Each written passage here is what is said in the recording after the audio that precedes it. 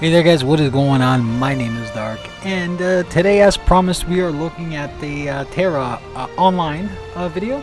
It's just the beta highlights and my thoughts and opinions on what I thought about the game and all that good stuff. So let's take a look here.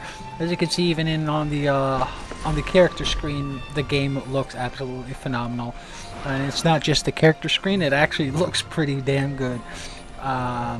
Essentially, this game is touted as having one of the best fight systems of any MMO out there. Very hack and slashy, moving away from the hotkey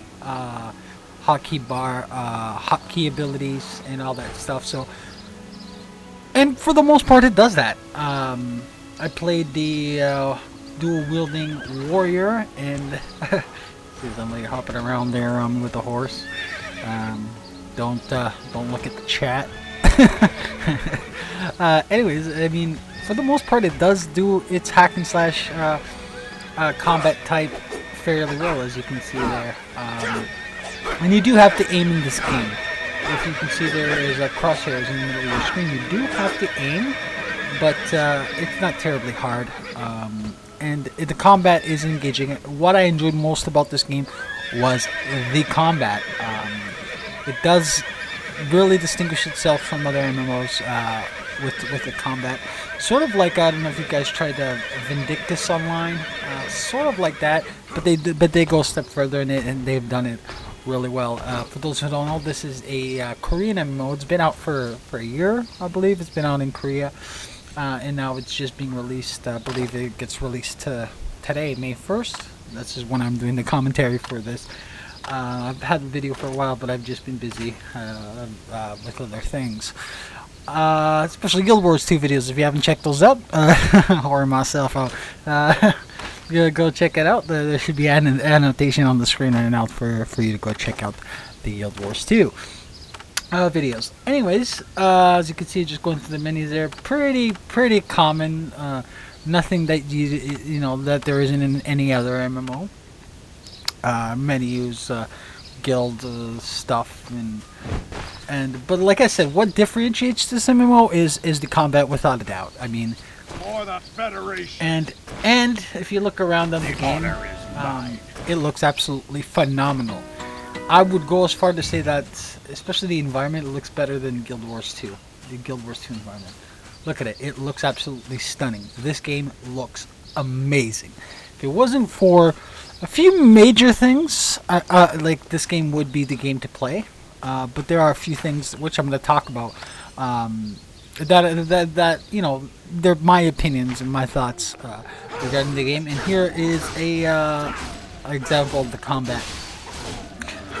Basically, once you've learned a particular enemy, it's very hard to get killed by that enemy, because you know exactly when they're gonna pull out, do their moves.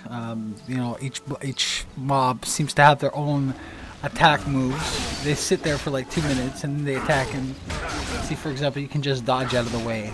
Although you can't dodge all the time, it resets fairly quickly. And there you go, it reset again there. And as you can see, as soon as you figure out which way, at what time, and what their animation is for their attacks, it's very hard to get hit in this game, but it is fun nonetheless. I mean, it is extremely fun, the combat. But as you can see in the quest log there at the bottom right of the screen, it has one major flaw, and the major flaw is that jiggly. Jiggly. Koreans and their MMOs. Well, Asian MMOs in general. Yeah. Jiggly, jiggly, jiggly, jiggly, jiggly, jiggly. Anyways, so you got a whole bunch of abilities there. And there aren't that many hotkeyed abilities per se. You can just basically chain. You can. I actually didn't film that many, but you can actually chain which abilities chain off of each other. And essentially, you activate one, and then the other, and the other, and then the other, and you get this whole big chain of abilities. The combat is really nice. It's one of the things, but like I was saying before, I got a little bit sidetracked there.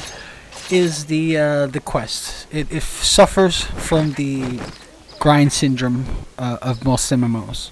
It's here's a quest, go kill 10 boars, go pick 8 flowers, and come back. It doesn't deviate from that. It does not deviate.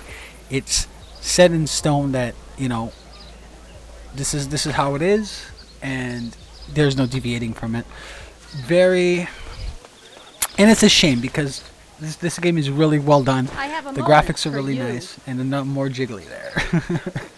For the Federation. Yeah, for the Federation. It's like I was saying, it's really well done. The combat's real well done. It's just the questing system is boring. It's what you've seen in most MMOs. It's what you know, WoW players have been playing for 7 years. There is no innovation there. It is exactly the same.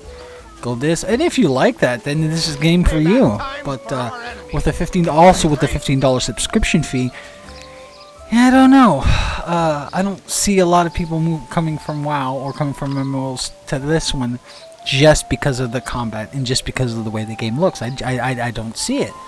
I mean, if this game was, for example, like Guild Wars 2 is going to be, which is a buy-to-play, it would be a much, much, much better option than you have to buy the game. Then plus, you get a first month's free, but eventually you're going to have to start paying a 15-month subscription. And I personally think that a lot of people are going to have an issue with that. A lot of people are still attached to WoW for the time being, and most people don't want to pay a $15 subscription fee, unless you're really tired of WoW. And if you haven't been like me that got into Star Wars: The Old Republic, then this could be an alternative for you. This could very well be an alternative for you. But what I fear, and this is the biggest fear that I have with this game, is that because Guild Wars 2 release is so close, so nearby, that this game is going to suffer because of it. Because hands down, right now, if I were to make a comparison between two new MMOs that are coming out this year, Guild Wars 2 and Tera, who's better? It's Guild Wars 2 hands down, without a question. Because this game just suffers too much from the old and more jiggly from the old MMO syndrome. The Holy Trinity, for example. Tank, DPS, and healers. This game does not deviate from that. You need to be playing one of those classes. You need to either be a tank, need to be a healer, or need to be a DPS. You can't be, anybody be the tank or anybody, or it just doesn't work that way. It still suffers from old MMO syndrome. Plain and simple. They've done nothing to do that. I mean, I played through the whole entire starter area, and it's all the same.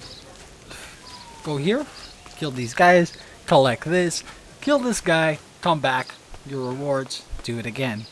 And this is my impression, especially with a lot of players I've been talking to, that people are tired. People want something different. And with Guild Wars 2 offering that, I think that this game is going to suffer greatly. Like I said, if this game was going to be a pay-to-play, then definitely, yes, this would be a successful MMO. Pay-to-play with a cash-out. With cosmetics and stuff, especially this game looks gorgeous. The cosmetic shop would offer a lot of, really neat-looking stuff, and I think that they would survive that way. But other than that, I do not think that this game has what it takes at the moment to compete heavily with the big boys. Although it's been advertised like that, it really doesn't. Because of those major things, the Holy Trinity, the questing, and the subscription. They don't have enough, and today for a game to be a subscription-based game and survive, it has to have something hella good. And the combat, in my opinion, isn't hella good. Isn't good enough for a $15 subscription fee. Now let's take a look at the intro video.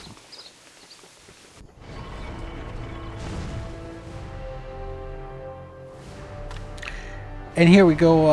Actually, I wanted to put this before, but I kind of mixed it up. It's actually the creation video. I thought that was the intro video, but it's actually the creation video. As you can see, there's various races: human, Castanek, Amon, Papori, Ellen, Baraka, and High Elf. And High Elves look gay, humans look normal, and Papori look like beavers or fat little mice. So you can see that all the characters are very Asian oriented. The animation and the art style. You can see I'm showing you guys the male and female. You got the Papori, like I said, the beaver type, pandy type. I don't know why they added that into the game. And then this is ridiculous. This is what I don't get. This Ellen. I know they're these like women that never grow up, but I mean they look like 6-year-old girls in ridiculous outfits. Come on, really? Like, what kind of pedos are going around playing this game? I didn't get it, and it really bothered me actually for a little bit. It did bother me. But anyways, I'm moving on. And then we got you go from a little girl to a massive rock metal giant. And they look really cool. I tried playing one, as you're gonna see for the intro. I tried playing one, but because of the hack and slash combat, they suffer greatly because they have a very very slow swing timer. It's just like you attack, and then you got the high elves, they're gay high elves, and more jiggly. And but as for the Baraka, they are huge and they move really slow. And in a game where hack and slash fast action combat is one of the key features, playing a character that is really going to slow you down. Mind you, that they can take a lot more damage depending on the class you play, but it doesn't seem like big character. It doesn't fit well. I tried playing it. I played through the tutorial zone. And they are awesome looking. They are freaking awesome looking. But yeah, like they are way too slow for this action combat. And then you got the Amon, who are like pretty cool looking too. And you got the humans again. So quite a bit of choice when it comes to races. And then the classes. We got Warrior, Lancer, Slayer, Berserker, Sorcerer, Archer, Priests, and Mystics. So, the Warrior, self-explanatory. Lancer, Sword of Guardian, Slayer again, Sword, Berserker again, big axe thingy, Sorcerer, sort of like a mage, Archer like a ranger or a hunter, Priest, obviously healer, and then you got a Mystic, which is kind of like a maybe a warlocky type, maybe, I don't know. And I believe I went with I can't even remember which one I went with. I skipped right ahead, and as you can see, there is quite a few customizations options in this game, but they aren't terribly specific, but they're a lot better than Guild Wars 2 as it stands, and Star Wars. You can go really into detail of how you want your face and stuff like that, your skin and all that, but I still think they could have done a little bit more, maybe. And here I'm not going to go into too much detail in the video, but just, you know, for time, I actually this creation section was about a half-hour footage, so I cut it down to maybe like 15 seconds. But anyways, here is the starter video, like I promised before. But here it is, starter video for every single character in the game. Check it out. By the Titans, that island is huge. That's what she said. Recruits. Get down there and report for duty for the Federation.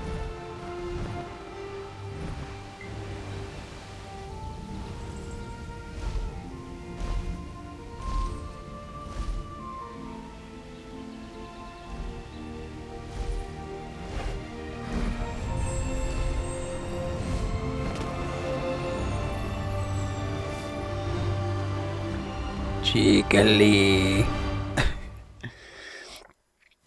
And I'm just gonna skip it. I don't want to spoil anything for anyone. I'm gonna spoil ahead and show you the ending sequence off this actual starter area. So you come in on a Pegasus horse, and you leave on a Pegasus horse, and it takes you to the main city. And I really wanted you guys, I'm gonna shut up for a few seconds here so you guys can really enjoy. And this is actual game footage. This is not a trailer. This is actual game footage. Enjoy this. Very good looking game.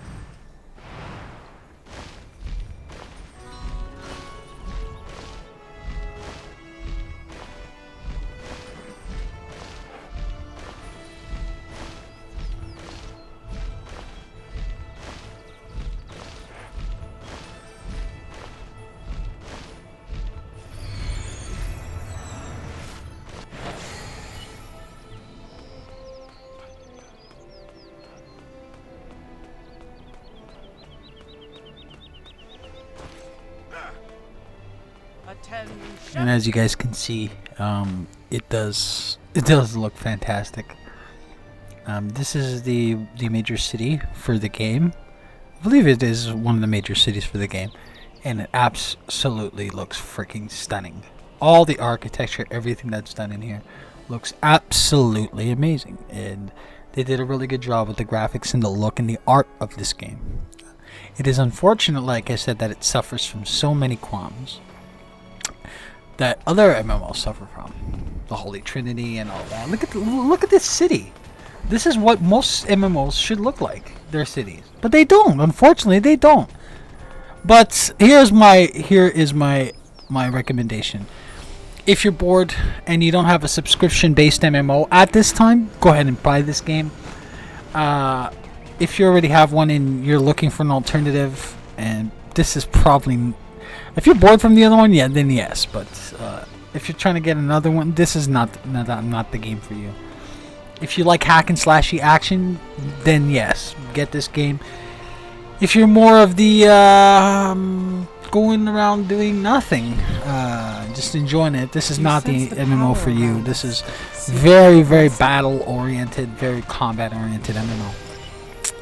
For me, if this was a buy to play, I would buy the game and play it. But since it's a subscription fee, I will not be getting this game. But if it ever goes free to play in the future, I'll definitely pick it up. Or if it goes buy to play in the future, I'll pick it up. It's a shame. I hope that this was a non-subscription buy to play, but unfortunately it isn't. And I think they could still survive on a buy to play plan with a small cash out, just like Guild Wars. And which reminds me, if you're watching this video, I have a whole bunch of Guild Wars videos, Guild War 2 videos, and that next one, actually, the next video coming up is going to be the cash out video, so you guys can see what's going on in Guild Wars 2 cash out. Anyways, that's my recommendation. Very good game. It does suffer from, you know, the other MMO syndrome, trinities, subscription fees, and questing. But if you guys want to try it out, now you have an idea, and you can make an informed decision based on that.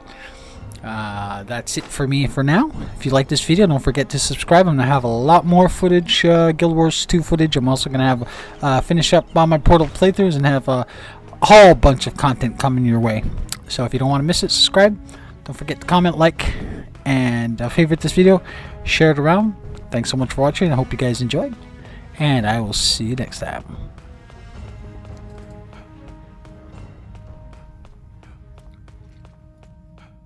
Victory for Valkion.